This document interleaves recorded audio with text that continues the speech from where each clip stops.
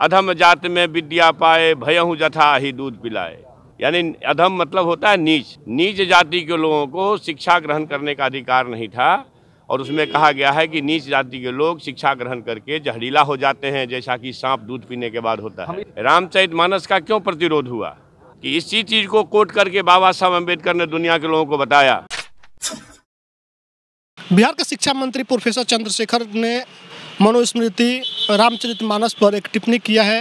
उन्होंने कहा कि मनुस्मृति को बाबा साहब ने इसलिए जलाया क्योंकि इसमें एक बड़े तबके को कई तरीके से गालियाँ दी गई है। साथ उन्होंने कहा कि रामचरितमानस जो है इसमें ये कहा गया है कि छोटी जाति के लोग पढ़ लिख करके सांप की तरह हो जाते हैं।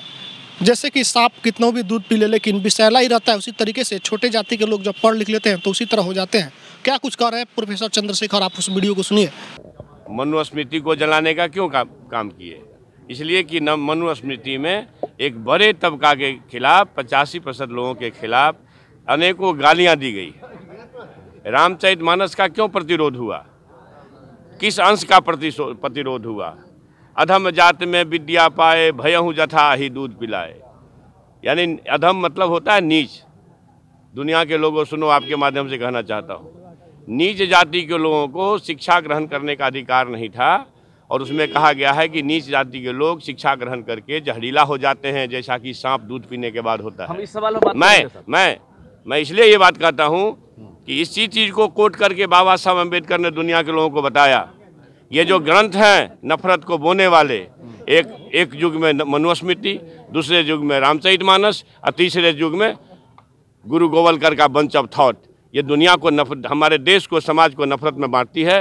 नफरत देश को महान नहीं बनाएगा, जब भी कभी महान बनाएगा तो मोहब्बत ही बनाएगा। 1927 में महान आंदोलन किए थे। मनुस्मृति को जलाने का क्यों काम किए? इसलिए कि मनुस्मृति में एक बड़े तबका के खिलाफ 85% लोगों के खिलाफ अनेकों गालियां दी गई। रामचरितमानस का क्यों प्रतिरोध हुआ? किस अंश का प्रतिरोध हुआ? अधम जात में विद्या पाए, भयहु जथा ही दूध पिलाए। यानी अधम मतलब होता है नीच।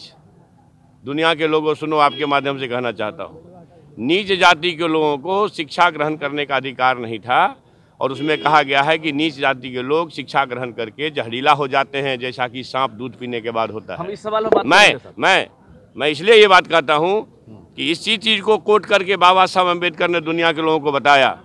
ये जो ग्रंथ हैं नफरत को बोने वाले, एक युग में मनुस्मृति, दूसरे युग में रामचरितमानस और तीसरे युग में गुरु गोवलकर का बंच ऑफ थॉट, ये दुनिया को हमारे देश को, समाज को नफरत में बांटती है।